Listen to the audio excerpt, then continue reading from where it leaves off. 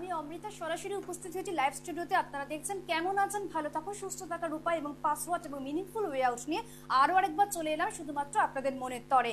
আপনারা দেখছেন doctor special episode. Doctor special episode মানে আপনারা জানেন যে আপনারা অধিক আগ্রহে বসে থাকেন আমাদের অনুষ্ঠান দেখবার জন্য। দীর্ঘকাল ধরে যারা অনুষ্ঠান দেখে আসছেন তারা সকলেই জানেন যে আপনারা ফিডব্যাক দিতে পছন্দ করেন যে আমাদের অনুষ্ঠান আপনাদের কেমন লাগে এবং এই অনুষ্ঠান থেকে আপনারা কি কি ধরনের শিক্ষা লাভ করে থাকেন। শুধু তাই নয়, প্রত্যেকটি সময় আপনারা কিন্তু প্রোটেকশন পেয়ে থাকছেন, কি করে রোগ মুক্ত হওয়া যায়, কি করে নিরাময় করা যায়, কি করে সুস্থ স্বাভাবিক জীবন গড়ে তোলা যায়, তার জন্যই কিন্তু আমাদের এই বিশেষ অনুষ্ঠান। এবং যারা নতুন দর্শক বন্ধু তারাও কিন্তু জানেন যে আজকের দিনটি যারা আপনারা আপনাদের মতন করে উপভোগ করতে শুরু করেছেন বা যারা মনে করছেন যে অনুষ্ঠান দেখে অনেক কিছু শিখবেন, তাদেরকে কিন্তু আমরা অলওয়েজ ওয়েলকাম জানাচ্ছি। আপনারা আমাদের সঙ্গে থাকুন, দেখতে থাকুন এবং সুন্দর স্বাভাবিক জীবন যে আমরা গড়তে পারি তার জন্য কিন্তু একটা পরিকল্পনা মাফিক বিষয়গুলো নিয়ে কিন্তু আমরা চলে আসি। আজকেও কিন্তু আমরা বেশ কিছু বিষয় নিয়ে আলোচনা করার চেষ্টা করব, পরোক্ষভাবে জানানোর চেষ্টা করব, কারণ আমাদের সঙ্গে যিনি উপস্থিত থাকেন বিশিষ্ট চিকিৎসক ডক্টর কনিষ্ক সরকার, প্রখ্যাত গ্যাস্ট্রোএন্টারোলজিস্ট। তার কথা শুনে চলাটা কিন্তু ভীষণভাবে দরকার। এবং প্রযোজ্য জায়গা থেকে আমরা অনেক সময় দেখেছি যে বেশ কিছু রোগ আমাদেরকে আক্রান্ত করতে শুরু করে, কিন্তু বেশ কিছু রোগ আমরা কিন্তু নিরাময় করতে পারি চটজলদিতে। অর্থাৎ আমাদের বেশ কিছু বিষয় দেখা যায়, উপসর্গ দেখা যায় যেগুলো হয়তো রোগ নয় কিন্তু রোগের মতন বেশ কিছু বাতাবরণ তৈরি করে, বহন করে নিয়ে আসার টেন্ডেন্সি বা চান্সেস কিন্তু অনেক বেশি থাকে। যেমন আমরা দেখেছি যে বেশ কিছু যদি আমাদের ক্রনিক্যাল ডিজিজ হয়ে থাকে তার জন্য কিন্তু তার তারতম্য গড়ে ওঠে আমাদের বেশ কিছু রোগকে যদি আমরা সেইভাবে সেই জায়গা থেকে নিজেদের মতন করে সুরক্ষিত করতে না পারি, সেখান থেকে বেরিয়ে না আসতে পারি, তাহলে কিন্তু সমস্যা দ্রুত গতিতে বেড়ে যায়। যেমন বিপি হাই বা লো, অর্থাৎ ব্লাড প্রেশারের লেভেল যদি আমরা ঠিকঠাক না রাখতে পারি তখন কিন্তু সমস্যা বেড়ে যায়।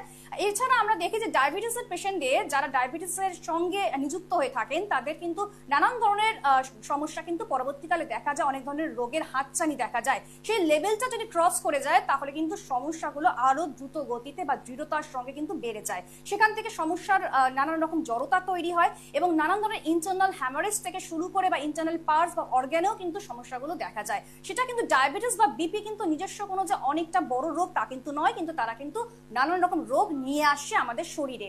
এবং শুধু তাই নয়, থাইরয়েড পেশেন্টের ক্ষেত্রেও কিন্তু আমরা দেখেছি যে ওবেসিটি বেড়ে যায় বা নানান ধরনের উইকনেস দেখা যায় বা তাদের কিন্তু ওজনটা কমে যায়, সেটাও কিন্তু সমস্যাদায়ক হয়ে ওঠে। বা অনেক সময় দেখেছি যে গ্যাস্ট্রো সমস্যা, সেই গ্যাস্ট্রো সমস্যার থেকে আলসারের সমস্যা বা সেখান থেকে দেখা যায় পেটের সমস্যা, ভমিটিং এর সমস্যা বা আপনাদের নানান ধরনের উপসর্গ যেগুলো নাকি আমাদেরকে নানান ধরনের ভাবে যন্ত্রণা দিতে শুরু করে। তো এইভাবে একাধিক সংকল্প থাকে আমাদের জীবনে, যেগুলোকে যদি আমরা একটু নিয়ন্ত্রণ করতে পারি বা নিজেদের আয়ত্তে রাখতে পারি তাহলে কিন্তু সমস্যার হাত থেকে আমরা অনেকটাই নিস্তার পাবো। তো ডক্টর কনিষ্ক সরকার কি বলে থাকেন, তিনি কিন্তু সর্বদাই আমাদের পাশে থাকেন, তিনি কিন্তু সর্বদাই নানান ধরনের জল্পনা কল্পনা মাফিক এবং তার যে অ্যানালাইসিসের পাওয়ার বা ডায়াগনোসিসের পাওয়ার সবকিছু দিয়ে কিন্তু আপনাদেরকে ভরিয়ে তোলে এবং আপনাদেরকে নিরাময় করার চেষ্টা করেন। সেজন্য আজকে কি নিয়ে আমরা আলোচনা করব, অবশ্যই কিন্তু আমরা দেখেছি যে পেটের অসুখের সঙ্গে কিন্তু হার্টের অসুখের একটা ইন্টারমিনিং বা ইন্টার কানেকশন খুঁজে পাওয়া যায়। হার্টের সমস্যা কিন্তু দেখা যায় পেটের সমস্যার থেকে কিন্তু তার তারতম্য বা তার মধ্যে থেকে যে ফ্যাক্টরস গুলো বা কম্পোনেন্টস গুলো দেখা যায়, কম্বিনেশনটা এসে যায়, সেটা কিন্তু আমরা অনেকে জানি বা অনেকে জানি না। কিন্তু গাফিলতি করাটা একদম উচিত নয়। ডক্টর স্যারের প্রত্যেকটি পরামর্শ কিন্তু প্রচন্ডভাবে ভাইটাল রোল প্লে করে থাকে, তাই তার কথা আজকেও শুনবো। যথাযথভাবে ফোন অনুষ্ঠান, লাইভ অনুষ্ঠান সরাসরি আপনারা কথা বলুন এবং নির্বিকার ভাবে আপনারা জেনে নেওয়ার চেষ্টা করুন কোথায় কোথায় সমস্যা রয়েছে, শারীরিক অবনতি ঘটছে, সেখান থেকে কিন্তু ডক্টর স্যার আপনাদেরকে সেইভাবে প্রেসক্রাইব করবেন ভালো থাকার জন্য। আর কোনো কথা নয়, স্যার অনেকক্ষণ ধরে বসে রয়েছেন আপনাদের জন্য, কারণ আপনাদেরকে সঠিক পরামর্শ দেবেন বলে, আপনারাও বসে রয়েছেন তার উত্তরটা শুনবেন বলে। চলে আসুন, ফোন লাইন খোলা রয়েছে আপনাদের জন্য এবং আমরা সকলেই রয়েছে আপনাদের জন্য, আপনাদের পাশে, এবং এইভাবেই ভালো রাখার চেষ্টা নিশ্চয়ই করবো। একটা সুন্দর তারতম্য বা সুন্দর একটা জীবনযাপন যাতে আপনারা করতে পারেন তার চেষ্টা আমরা এখান থেকেই করে থাকি। নমস্কার স্যার। নমস্কার। আমার অতি প্রিয় দর্শক শ্রোতৃমণ্ডলী, সবার জন্য শুভেচ্ছা রইল। সবাই সুস্থ থাকবেন, ভালো থাকবেন এই আশা করি। এবং সবাই মিলে আমরা চাইছি যে বৃষ্টি হোক, আমাদের এই গাঙ্গেয় পশ্চিমবাংলার যে হিট ওয়েভ চলছে, তাপ প্রবাহ চলছে, সেটা একটু কমুক, হিউমিডিটি কমুক, মানুষ আরেকটু আরামে আনন্দে থাকুক, আমরা সবাই মিলে চাইবো এবং আশা করি বৃষ্টি হবে। আমি গতদিন আলোচনা করেছিলাম, তার আগের দিন আলোচনা করেছিলাম এমন একটা বিষয় নিয়ে যেটা আপনাদেরই অনুরোধে করা। আমি বিভিন্ন পেটের রোগের ক্ষেত্রে সেগুলোর কোনো হার্টের অসুখের সাথে তার কোনো সম্পর্ক আছে কিনা, অর্থাৎ পেটের রোগ যদি অনেক দিন থাকে সেটা থেকে হার্টের কোনো অসুবিধা হতে পারে কিনা তাই নিয়ে আলোচনা করেছিলাম, এবং আগের সপ্তাহের এবং তার আগের সপ্তাহের যে প্রোগ্রামগুলো এবং ধারাবাহিকভাবে আমার পুরনো প্রোগ্রামগুলো সমস্ত ইউটিউবে আপলোড করা থাকে, যে আপনারা দেখতে পারেন।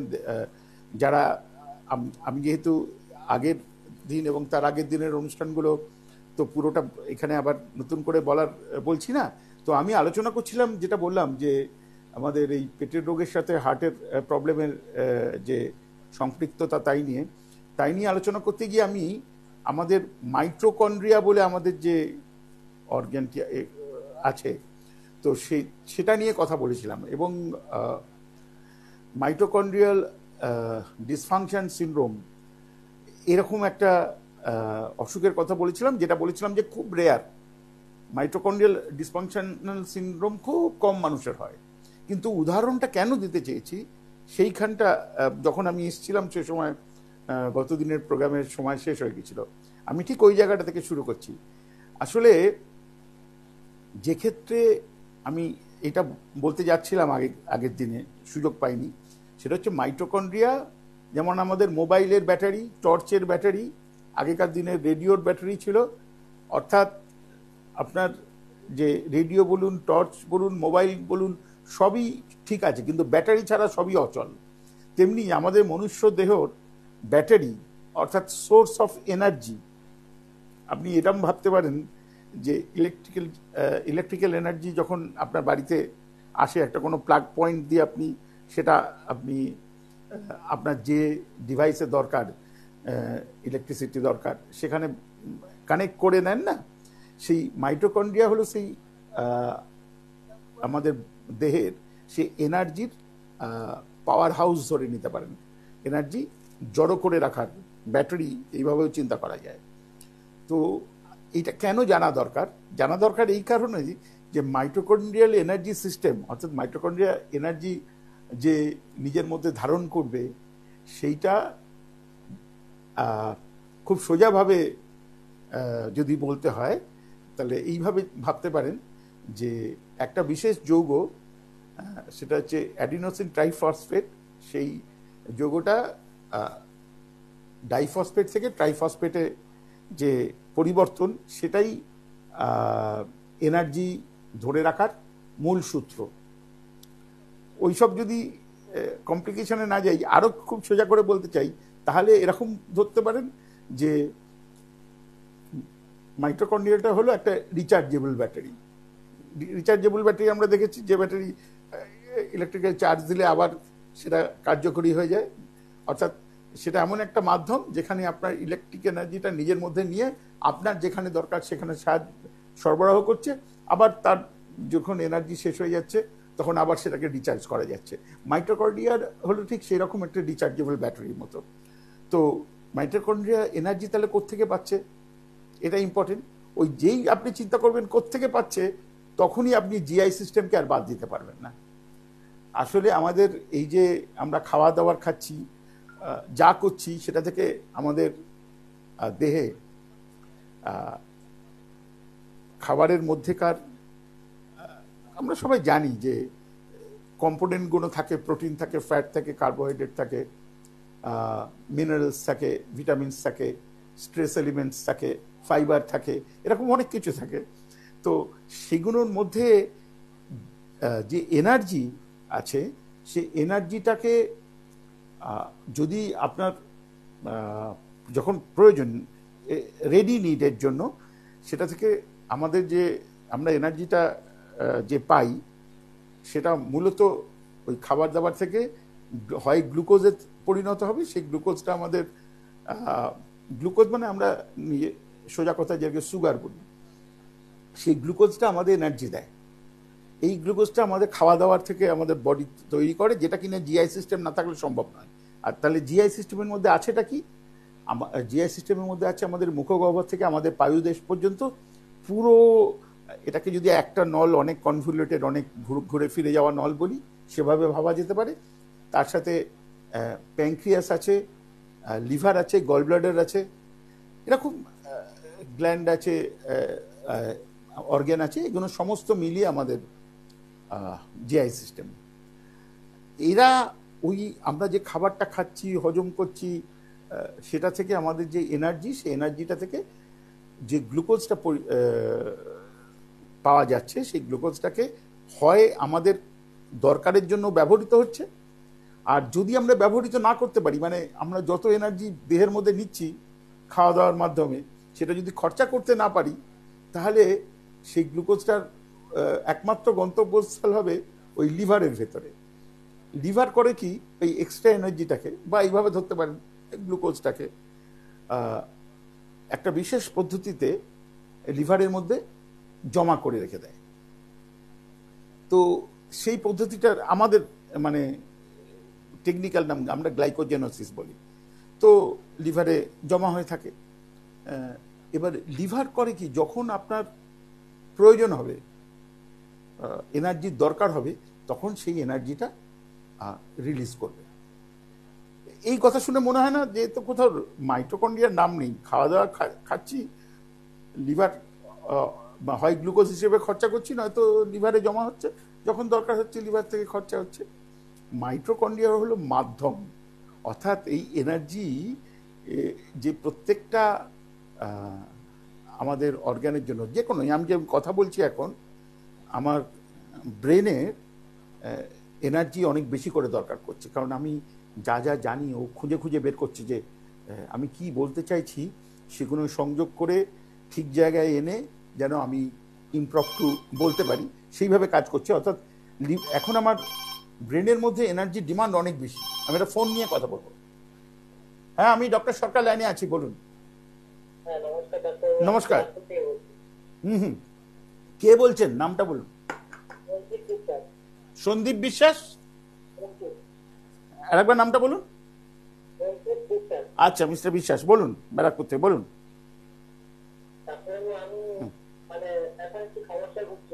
হ্যাঁ, হ্যাঁ, পেটে যন্ত্রণা হচ্ছে মাঝে মাঝে, আর মাথাও যন্ত্রণা করে মাঝে মাঝে। তো ওটা নিয়ে মানে মানে আমি কি বলবো, গত 1 মাস ধরে আরো বেশি, আগে আগে হতো এটা সমস্যাটা হতো, হ্যাঁ, হ্যাঁ। গত 1 মাস ধরে আরো বেশি করে হচ্ছে। আর ওষুধ খাচ্ছি, কিন্তু নিয়মিত পেয়ে যাচ্ছি। কি ওষুধ খাচ্ছেন? মানে এখন কিছু কিছু সময় যদি ওষুধ খাওয়া বন্ধ করি, হ্যাঁ, তারপরে আবার স্টার্ট হবে। কি স্টার্ট হবে? আমার কথা শোনা যাচ্ছে? হ্যাঁ, বলুন। আমি বলছি কি স্টার্ট হবে? মানে আমাকে পেন হওয়া, মাথায় যন্ত্রণা, পেটে খিদে না হওয়া, এরকম। ও, আপনার আপনার বয়স কত? বয়স 22। আচ্ছা, তো এই জন্য ডাক্তারবাবুকে দেখিয়েছেন? হ্যাঁ, আমি ডাক্তারবাবুকে দেখিয়েছি, তো ডাক্তারবাবু মেডিসিন দিয়েছেন, হুম, তো সেই ওষুধ এখন চলছে এখন। তো আমি কিছু সময় যদি ওষুধ খাওয়া বন্ধ করি, হুম, তাহলে আমার সেটা শুরু হয়। ওই সেটা বলতে খিদে হচ্ছে না, মাথা যন্ত্রণা, গা হাত পায়ে ব্যথা, এসব? হ্যাঁ, এখন আর মাঝে মাঝে পাওয়ার যন্ত্রণা হচ্ছে। তো ডাক্তারবাবুকে জিজ্ঞাসা করেছেন আমার মানে আপনার কি হয়েছে এটা জিজ্ঞেস করেছেন? হ্যাঁ, ডাক্তারবাবুকে বলেছিলাম, সমস্যাগুলো বলেছিলাম, ডাক্তারবাবু ওষুধ দিয়েছিলেন, তো সেই ওষুধ এখন চলছে। উনি বললেন যে 1 মাস ওষুধ খাও, তারপরে কেমন খাবো, তারপর আমার জানাবো। আমি ওটা জিজ্ঞেস করছি না, আমি বলছি ডাক্তারবাবুকে জিজ্ঞাসা করেছিলেন আপনার কি হয়েছে, মানে কি অসুখ হয়েছে? তখন বলেছিলেন যে হয়তো নাভি কর্মের জন্য কিছু সমস্যা হতে পারে, বা ক্যালসিয়ামের বস্তুর জন্য সমস্যা হতে পারে। ও, ও বুঝেছি, মানে উনি বিভিন্ন রকমের অসুবিধে কি কি হতে পারে সেগুলো বলেছেন আর কি। হ্যাঁ, আচ্ছা, বুঝতে পারলাম। কিসের জন্য এগুলো হতে পারে সেগুলো উনি বলেছিলেন। বলেছেন, কিন্তু আপনার কি হয়েছে সেটা বলেননি, তাই তো? মানে আমি আমার সমস্যাগুলো বলেছিলাম, উনি কারণগুলো বলবেন যে এই কারণ হতে পারে।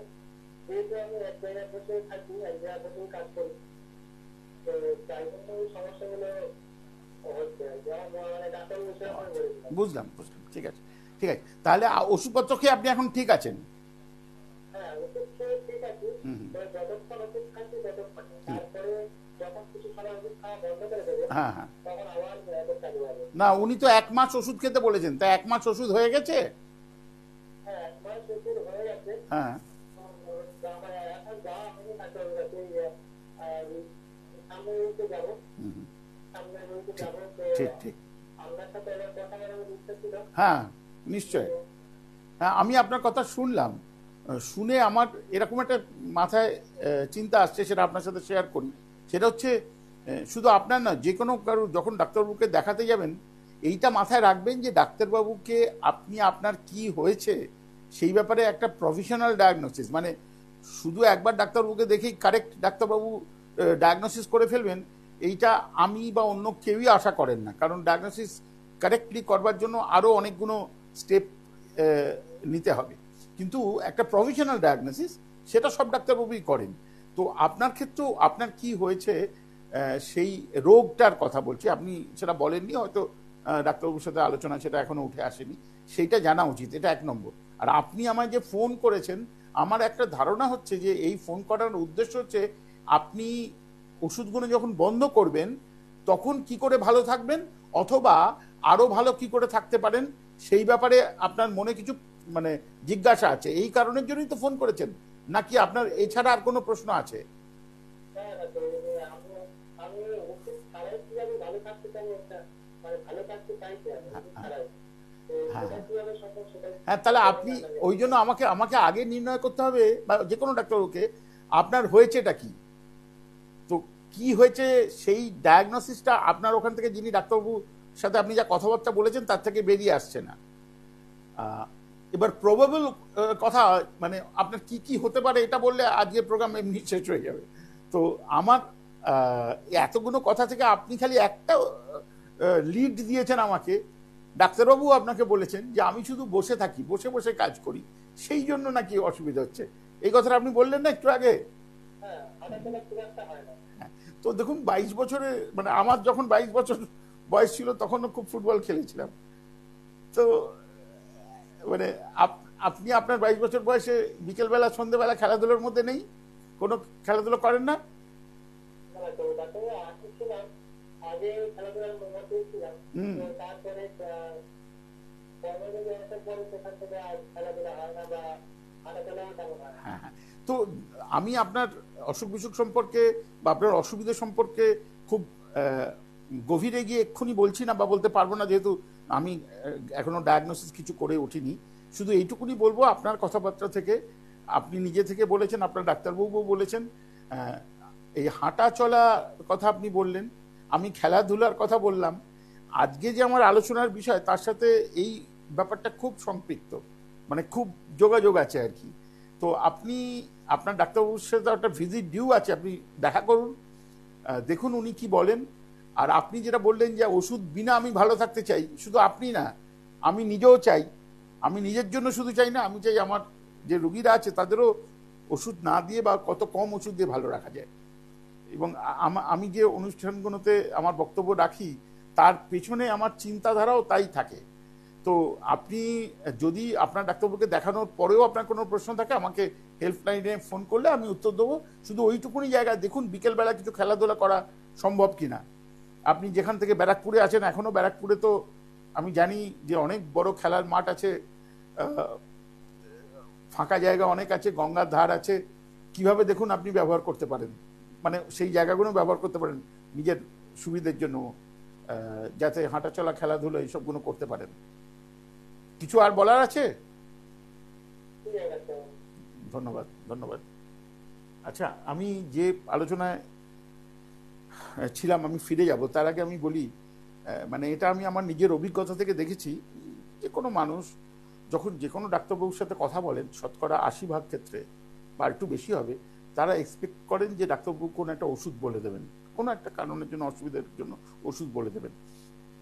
আমি সবাইকে যারা শুনছেন তাদের সঙ্গে যারা আলোচনা করেন, গল্প করেন, সব সময় না আমাদের এখন যে সোসাইটিতে, এই যে আমি দুটো অনুষ্ঠান আগে শুরু করেছিলাম এই কথা বলে, যে কথাবার্তা বললেই লোকে অসুখ বিসুখের কথা হলেই সুগার আর প্রেশার এরকমভাবে কথা বলে না, তোমার সুগার কত, প্রেশার কত, এই জিনিসগুলো খুব কমন হয়ে গেছে না। তারপর তো এখন নানা রকমের আলোচনা চলছে, এবং এরকম যে টিভি অনুষ্ঠান বলুন, সোশ্যাল মিডিয়ায় বলুন, অনেক লেখা বেরোচ্ছে, এবং তার মধ্যে অনেক কিন্তু পরস্পর বিরোধী কথাবার্তাও আছে। তো আজকে এই ছেলেটি যে ফোন করলো, 22 বছরের ছেলে, সে নিজে জানে যে সে বসে থাকে, সে খেলাধুলো করে না, আমি আমার উদাহরণ, আমার 22 বছরের কথা বললাম। তো এই খেলাধুলা করা, শরীরটাকে চালানো, এটা খুব জরুরি, দরকারি, এটা আমরা বুঝে গেছি। এবার তার যে ফিজিওলজিক্যাল বেসিস, সায়েন্টিফিক বেসিস, সেটা যেই চিন্তা করবেন তখন দেখবেন আজকের যে আলোচনা করছি, এই যে মাইটোকন্ড্রিয়াল ডিসফাংশনের কথা বলছি, এই আমাদের পেটের রোগের সাথে হার্টের ডিজিজের কথা বলছি, দেখবেন এক জায়গায় চলে আসছে। আমি সেইখানে যাব, একটা ফোন নিয়ে নেবো। হ্যাঁ, আমি ডক্টর সরকার লাইনে আছি, বলুন। নমস্কার, বলুন বলুন, সৌগতবাবু বলুন। আমার একটা প্রবলেমের মধ্যে খুব বয়স আছে, আমার বয়স হচ্ছে এখন 30 প্লাস। 30 প্লাস, হ্যাঁ 30 প্লাস। সেখান থেকে আমার শরীর মানে অত্যাধিক ভারী হয়ে যাচ্ছে। ওজন বেশি, ওবেসিটি। তা কত ওজন? 80 প্লাস। মানে 81 ধরবো না 85 ধরবো? 85 ধরো। 81, আচ্ছা। আপনার হাইট কত হবে আন্দাজ, উচ্চতা? 5 ফুট 6 ইঞ্চি বললেন? হ্যাঁ, ঠিক ঠিক। হ্যাঁ, তো আপনার এখন তো 30 বছর বয়স বললেন, তো 20-22 বছর মানে 20-22 বছর বয়সের ওজন কত ছিল? এরকমই না, তে কম ছিল? তো এই ওজনটা বেড়ে যাচ্ছে। এছাড়া যদি ধরে নিই আপনার ওবেসিটি আছে 81 কিলো ওজন, এই ওজনটা বাদ দিলে আর কোনো অসুবিধা আছে? অসুবিধা, কাজকর্ম করতে অসুবিধা হয়, সেরকম সমস্যা হয়। আমি শরীরটাকে একটু হালকা করতে চাইছি, তো এটা কিছুতে মানে প্রস্তাব হচ্ছে না।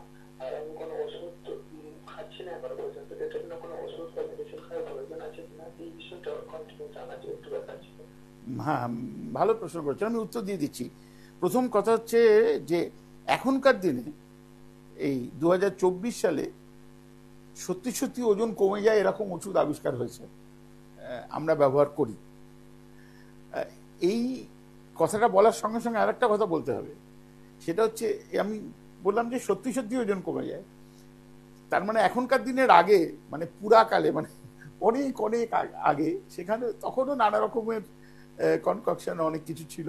এই কিছুদিন আগে, ধরুন আজ থেকে 20 বছর আগেও ওজন কমানোর জন্য নানা রকম প্রক্রিয়া ছিল। আর এখন তো কেউ স্থূলতা পছন্দ করে না, মানে মোবাইলে ক্যামেরা, সব জায়গায় ছবি বেরোয়, যে কোনো কেউ ছবি পাঠাতে পারে, কাজেই সবাই একটু ঠিকঠাক চেহারা রাখতে চায়।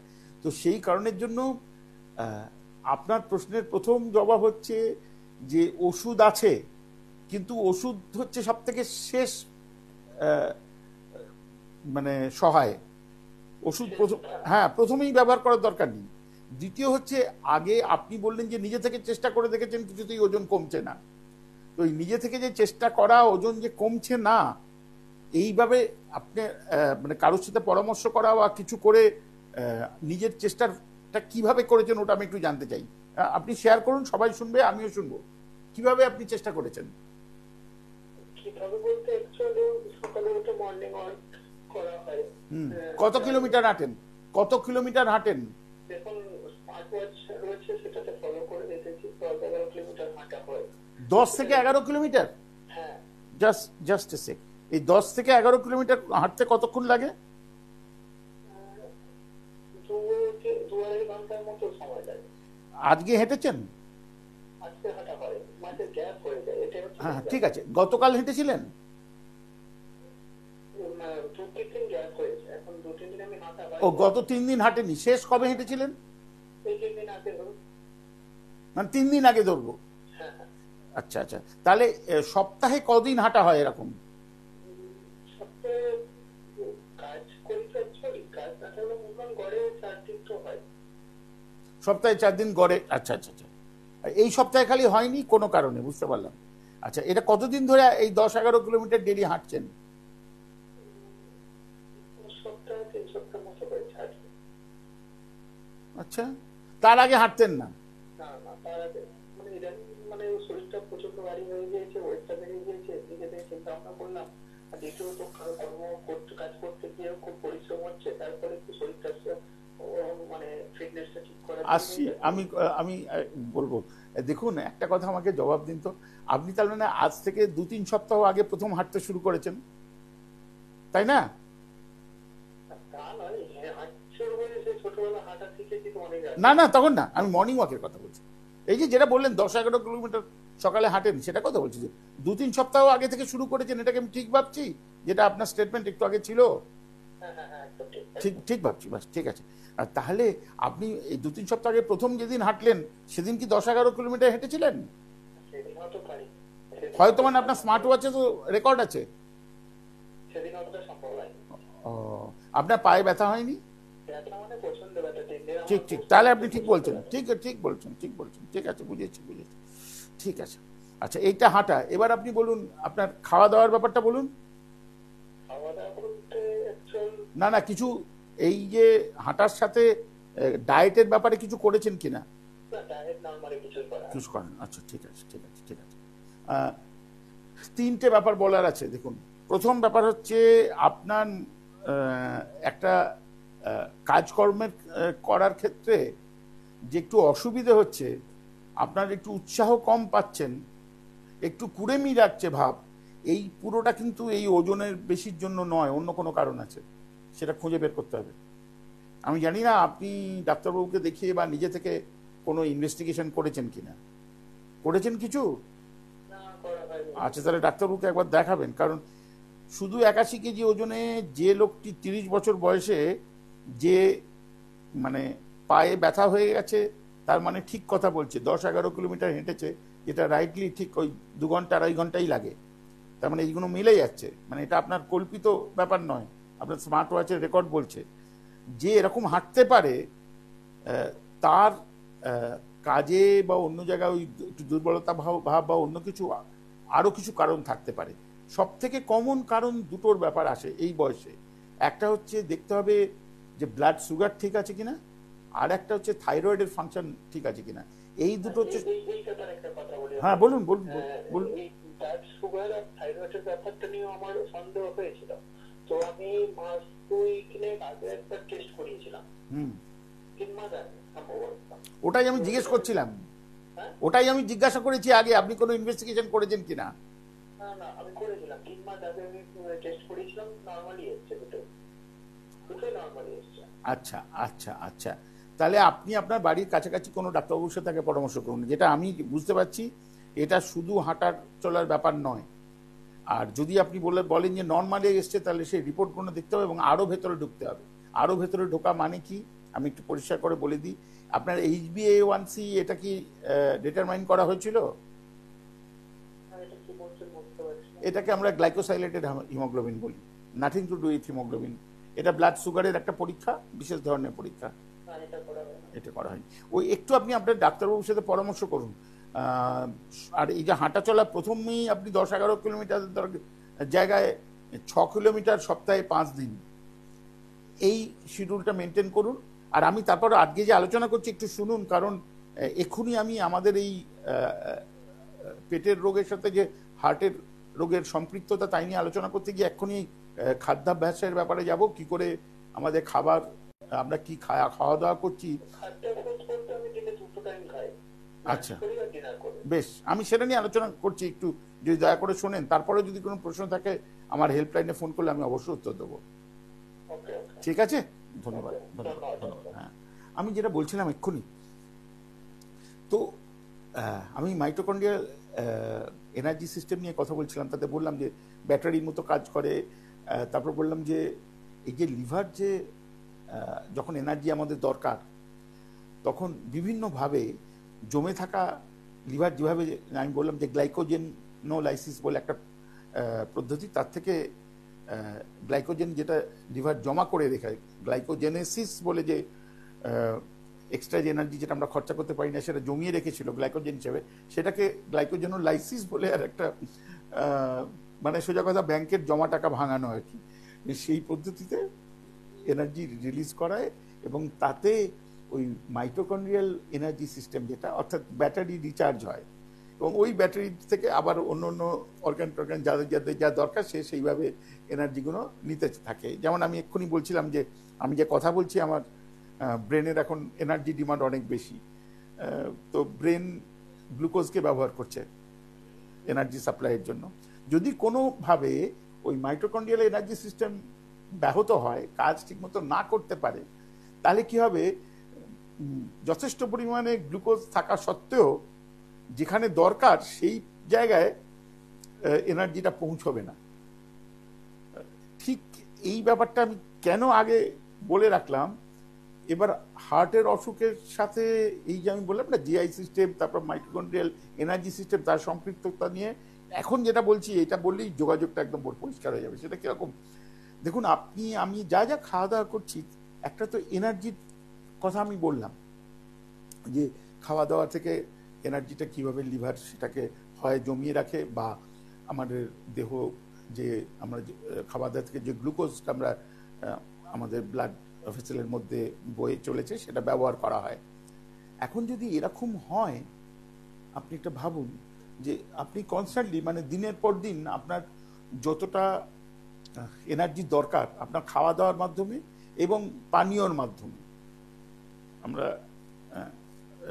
শুধু তো জল খাই না, অনেকে শরবত খাই, এখনকার দিনে তো অনেকে কোল্ড ড্রিঙ্ক খান, চা কফি খাই, অনেকে অ্যালকোহলিক ড্রিঙ্কসও নেন, তো নানা রকমভাবে আমরা লিকুইডও নিই, আর অন্য অন্য রান্না করা খাবারও খাই, ফল টল খাই।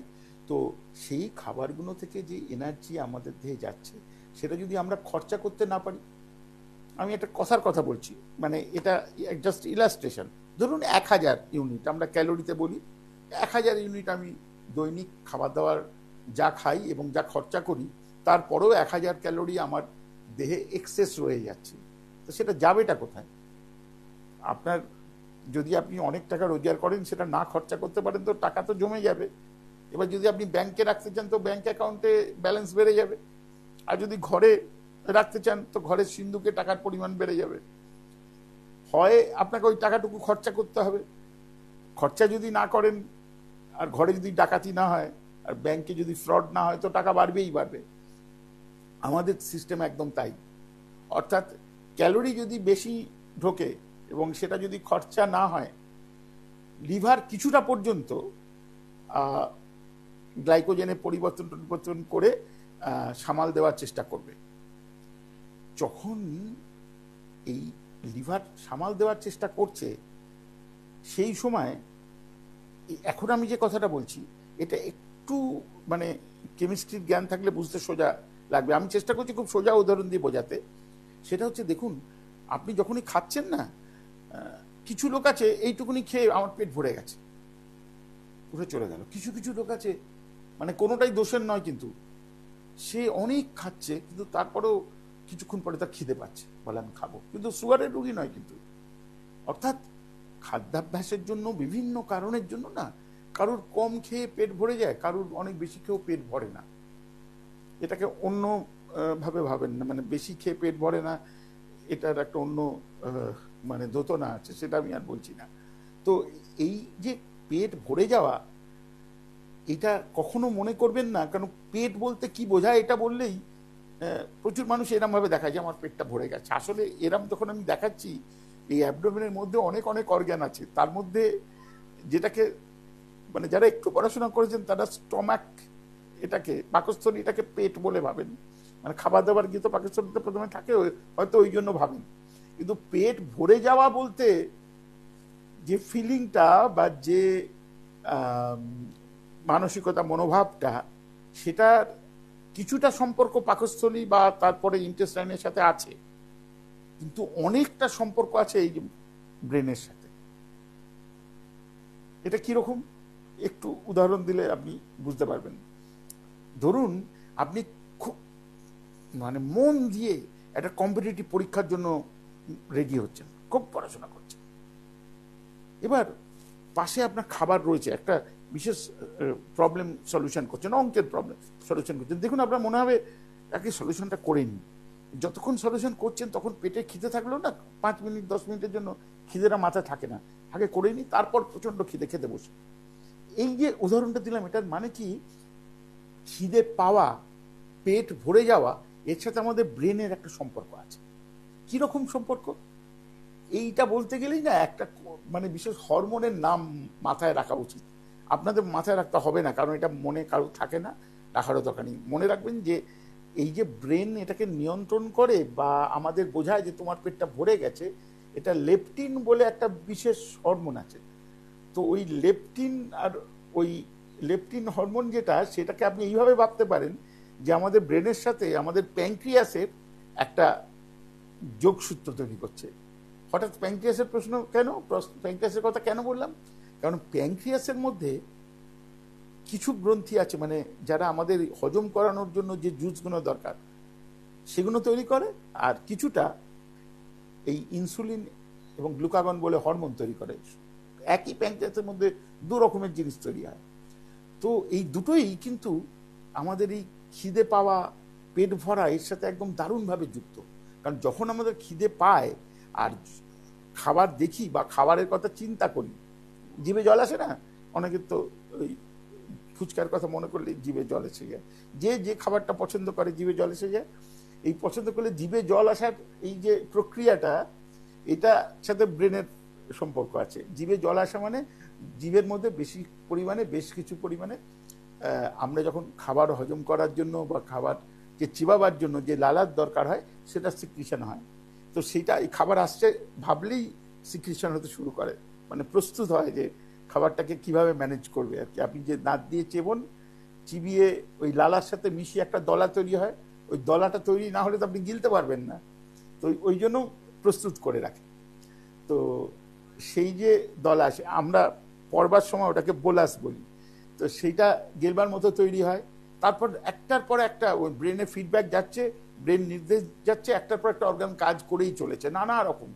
ইন্টেস্টাইন একটা বিশেষভাবে মুভমেন্ট করছে, ইসোফেগাস বিশেষভাবে মুভমেন্ট করছে, স্টমাকে অ্যাসিড সিক্রিশন হচ্ছে, অন্য অন্য আরো অনেক কিছু সিক্রিশন হচ্ছে স্টমাক থেকে জাস্ট বেরোবার মুখে। সেখানে পিত্ত, সেখানে এই প্যাঙ্ক্রিয়াটিক ডাক্ট থেকে যে আমি বললাম হজম করার রস, সেই সবগুলো সিক্রিশন হচ্ছে। তো একটা বিশাল বড় কেমিক্যাল ফ্যাক্টরি চলছে ভেতরে। তো সেই তার মধ্যে ওই প্যাঙ্ক্রিয়াসের সাথে থ্রু লেপটিন ব্রেনের যে একটা সম্পর্ক তৈরি আছে না, সে তখন কিভাবে কাজ করছে এবং ঠিকভাবে কাজ করছে কিনা। যদি ঠিকভাবে কাজ করে তাহলে সত্যি সত্যি আপনার যখন এনার্জি রিকোয়ারমেন্টটা দরকার নেই, এইরকম হিসেবপত্র করে বুঝতে পারবে, তখনই ও বলবে যে পেট ভরে গেছে, খাবো না খাবো না। এইটা যদি আপনি হেলদি থাকেন, এই হেলদি থাকা মানে হচ্ছে আপনি কোনো পলিউটেড এনভায়রনমেন্টের মধ্যে নেই, আপনার চিন্তা ভাবনা আপনার নিজের শরীরকে ভালো রাখার মতো, আপনি কোনো ওষুধ বা অন্য কোনো কেমিক্যাল এজেন্ট দিয়ে প্রভাবিত হচ্ছেন না। মানে যেই আপনি ধরুন এমন কোনো ওষুধ খেলেন যেটা এই এক্সিসটাকে প্রভাবিত করে, বা অ্যালকোহলিক ড্রিঙ্কস এই এক্সিসটাকে প্রভাবিত করে, বা কোনো এনভায়রনমেন্টাল ফ্যাক্টর যেটা এই এক্সিসটাকে, এই এক্সিস বলতে বারবার বলছি ব্রেনের সাথে প্যাঙ্ক্রিয়াসের এক্সিস থ্রু লেপটিন হরমোন, এইটাকে প্রভাবিত করে, তখনই হিসেবপত্র গন্ডগোল হয়ে যায়। এই হিসেবপত্র গন্ডগোল হওয়া মানে কি এরকম জানেন তো? একটা এক্সাম্পল দিই। আপনার মন খুব খারাপ কোনো কারণে, কথাই বলি, ধরুন আপনার বন্ধু বা আপনার বান্ধবীর সাথে একটা খটোমটো হয়েছে, গন্ডগোল হয়েছে, মন খুব খারাপ।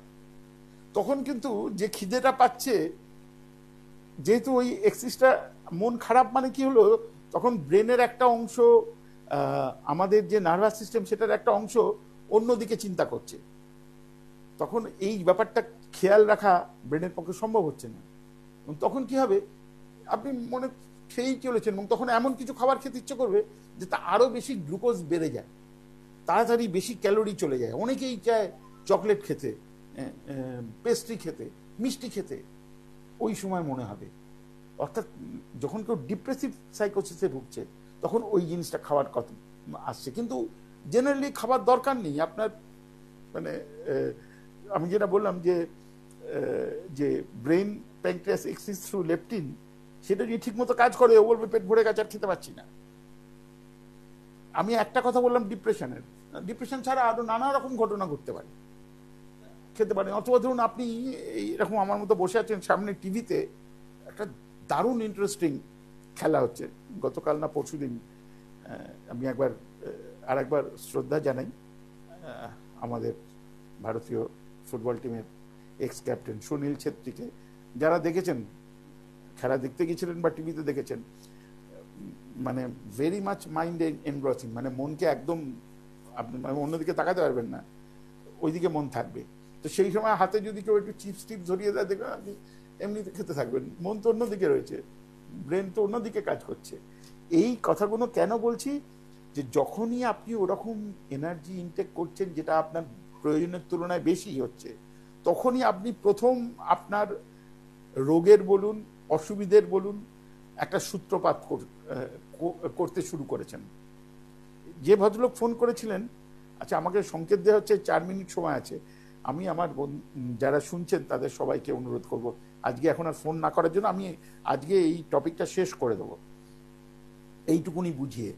তাহলে যখন আপনারা এই ব্যাপারটা মাথায় ঢুকে গেল যে আমি কতটা খাচ্ছি যাচ্ছি, আসলে পেট কতটা ভরছে ওটা ইম্পর্টেন্ট নয়, ব্রেন থেকে সিগন্যাল আসছে কিনা যে পেটটা ভরেছে ওটা ইম্পর্টেন্ট। এবং ব্রেন সিগন্যাল দেবে যখন ব্রেন সিগন্যালিং সিস্টেমটা ঠিক থাকবে। আর সিগন্যালিং সিস্টেমের জন্য আমি বললাম brain, pancreas axis through leptin hormone, এইটাকে একদম ঠিকঠাক থাকা দরকার। এবং এইটা ঠিকঠাক থাকার জন্য আপনার মানসিক শারীরিক অবস্থা ঠিক থাকা দরকার, এবং অন্য এক্সটার্নাল কোনো ফ্যাক্টর বা ইন্টারনাল ফ্যাক্টর দিয়ে প্রভাবিত না থাকা দরকার। এই ব্যাপারটা খুব কমপ্লিকেটেড। এক্সটার্নাল ফ্যাক্টর কোনো দিয়ে, ইন্টারনাল ফ্যাক্টর কোনো দিয়ে কিভাবে আমরা প্রভাবিত হই যাতে আমাদের এই এক্সিসটা প্রভাবিত হতে পারে, খারাপ হতে পারে, ব্রেন সিগন্যালটা না পেতে পারে। এর সাথে আমাদের এইবার একটু শক্ত একটা কথা, যার জন্য আমি সবাইকে বললাম যে ফোন না করার জন্য, একটু ভেতরে যাচ্ছি, শক্ত একটু ব্যাপার আছে, একটু যদি মন দিয়ে শোনেন তাহলে বুঝে যেতে পারবেন।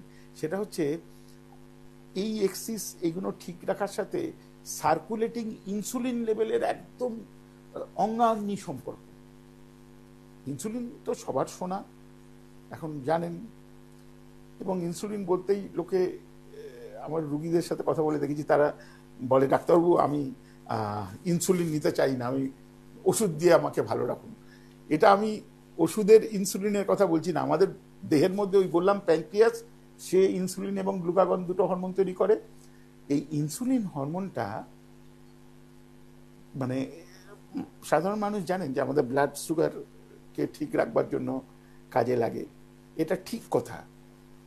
কিন্তু যদি ইনসুলিন নিয়ে একটু ভেতরে ঢোকেন, একটু পড়াশোনা করেন, তখন মানে মানুষ ফিলোসফিক্যাল হয়ে যায়। কেন ফিলোসফিক্যাল হয়ে যায়? মানে ইনসুলিন মানে শুধু ইনসুলিন আর সুগার, ইনসুলিন গ্লুকোজ এ ব্যাপার নয়।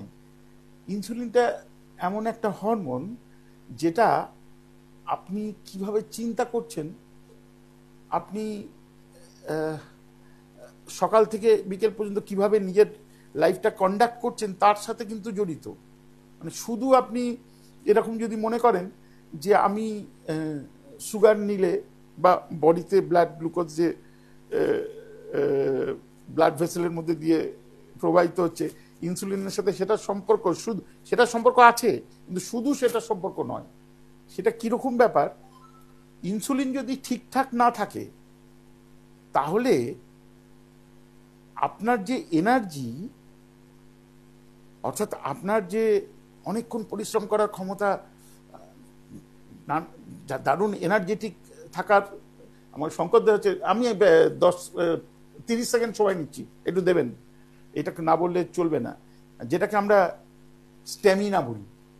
তো সেইটা যে ঠিক থাকার জন্য ইনসুলিনকে ঠিক রাখা, কোয়ালিটি ইনসুলিন, এবং সেটা ঠিকমতো কাজ করা দরকার।